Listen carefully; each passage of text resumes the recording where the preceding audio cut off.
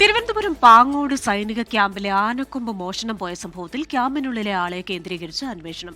വിരലടയാള വിദഗ്ധരും ഫോറൻസിക് സംഘവും ക്യാമ്പിൽ പരിശോധന നടത്തി. പോലീസ് സംശയിക്കുന്ന ആളുടെ വിരലടയാളവും ശേഖരിച്ചു.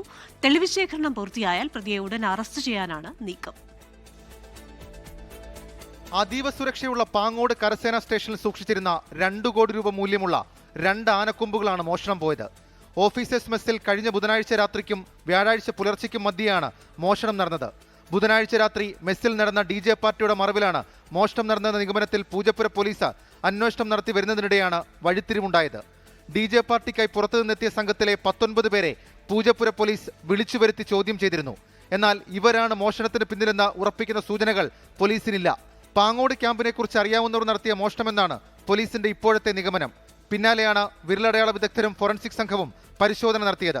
പോലീസ് സംശയിക്കുന്ന ആളുടെ വിരലടയാളവും ശേഖരിച്ചിട്ടുണ്ട്. കർശന പരിശോധനയ്ക്ക് ശേഷമാണ് സേനാ സ്റ്റേഷനിലേക്ക് കയറാനും ഇറങ്ങാനും സാധിക്കുക. ഈ സാഹചര്യത്തിൽ ആനക്കൊമ്പുകൾ പുറത്തേക്ക് കടത്തിയിട്ടുണ്ടാകില്ല എന്നും പോലീസ് സംശയിക്കുന്നു.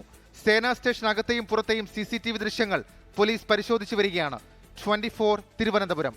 ലോകത്തെവിടെയായാലും ഏത് സമയത്തും 24 വാർത്തകളും ഓഗ്മെന്റഡ് റിയാലിറ്റി പാക്കേജുകളും എക്സ്പ്ലെയിനറുകളും വിശദമായി കാണാൻ ഞങ്ങളുടെ YouTube ചാനൽ നിങ്ങൾക്ക് സബ്സ്ക്രൈബ് ചെയ്യാം.